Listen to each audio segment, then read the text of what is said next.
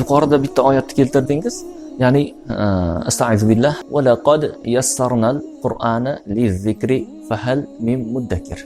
Bu Qamar surasida 4 marta keladigan oyat ekan. Endi mana shu joyda haligi shu oyatni Qur'on mufassirlari, bo'lib ham ustozlarimiz o'zimizda ham bu oyatni tafsir qilishgan ekanda.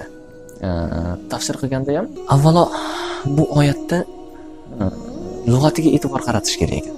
Va laqad yassarnal qur'ana lizikr. Ya'ni bu joyda lam laqad da lam ta'kid ekan. Ma'noni kuchaytiradi ya'ni. Qad yana bitta ta'kid. Batahqiq albatta shubha yo'q degan ma'nolarni ifodalaydigan ta'kid. Yasara yengil bo'ldi. Yassara juda yengil bo'ldi. Bu uchinchi bir ta'kid ya'ni. Mana shu joyda ya'ni Alloh taolo kalomida mufassirlar aytayaptiki, biz Qur'onni zikr uchun, o'rganish uchun oson qildik demagan Alloh taolo. Biz Qur'onni o'rganishga oson qildik demagan Alloh taolo.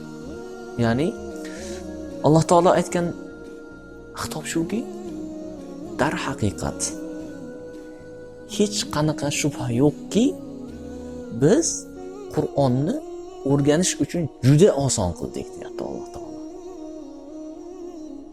3 ta ta'kid bilan. Va oyatning oxirida fahal min muddakir. Qani o'rganuvchilar bor. Bu ya'ni Alloh taoloning bir xitobi ekan. Qur'oni Karimni o'rganishga bo'lgan targ'ib ekan bu. Va bu oyatni Qamar surasida 1 marta keltirmagan ekan. 4 marotaba orada 2 ta oyatdan keyin, 3 ta oyatdan keyin mana shu oyatni qayta keltirib, ya'ni bandalarini Qur'onni o'rganishga va uni o'rganishning hech qanaqangi qiyin emasligiga bir yo'naltirib targ'ib qilgan ekan Alloh taolo.